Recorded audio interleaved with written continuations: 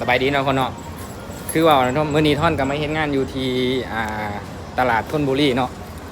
แล้วก็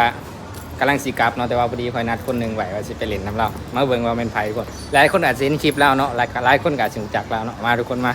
นี่เด้อทุกคนตอนนัดไว้มื้อนี้นั่นก็คือบาวินเนาะมีผู้ใดรู้จักเพิ่นบ่เดี๋ยวคอยสิขึ้นซ่องเพิ่นไว้ให้เนาะคอยเชื่อว่าหลายๆคนก็อาจสิเคยเห็นคลิปเพิ่นเนาะที่จริงก็รู้จักกันแต่โดนแล้วเนาะทุกคนแต่บ่มีโอกาสได้ถ่ายคลิปนํกันจักเทื่อเลยมื้อนี้ก็เลยว่ามีโอกาสก็เลยว่านัดกันมาถ่ายคลิปแล้วเพิ่นก็มากับแฟนเพิ่นนี่ล่ะทุกคนบาวินก็ถือว่าเป็นคนลาวคนหนึงเนาะทุกคนที่เฮ็ดคลิปแล้วมีผู้ติดตามหลายอีกอย่างมีคนเบิ่งคลิปเพิ่นฮอด70กว่าล้านทุกคนบ่น่าเชื่อเลยเนาะ10ล้านนะแค่คลิปเดียวนะทุกคนแล้วก็มีอีกหลายคลิปเนาะติดล้านแล้วก็หลักแสนก็หลายเนาะและอีกอย่างนึงเนาะทุกคนเนาะบาวินก็ถือว่าเป็นอีกหนึ่งคนเนาะที่ประสบผลสำเร็จในด้านการเฮ็ดคลิปตอนนี้แม่นเพิ่นรับรายได้จากเพจแล้วก็บ้านแดงเพิ่นเนาะทุกคนอยากสิบอกว่าโอ้ท่อนได้ฟังแล้วโคตรดีใจนำเพิ่นเลยมื้อนี้ท่อนก็เลยได้มาปรึกษาแล้วก็มาขอประสบการณ์หรือว่ามาขอความรู้จากเพิ่นนั่นแหละทุกคนที่เพิ่นประสบผลสำเร็จแล้วเพื่อว่าท่อนสิได้เอาไปปรับใช้หรือว่าในการเฮ็ดคลิปของท่อนสิ่งหนึ่งเลยที่ท่อนมักนั่นก็คือได้นั่งเว้านั่งคุยกับคนที่เพิ่นประสบผลสำเร็จแล้วนะมันสิเฮ็ดให้เฮาได้ความรู้อีหยังที่หลายอย่างแล้วก็แปลกไป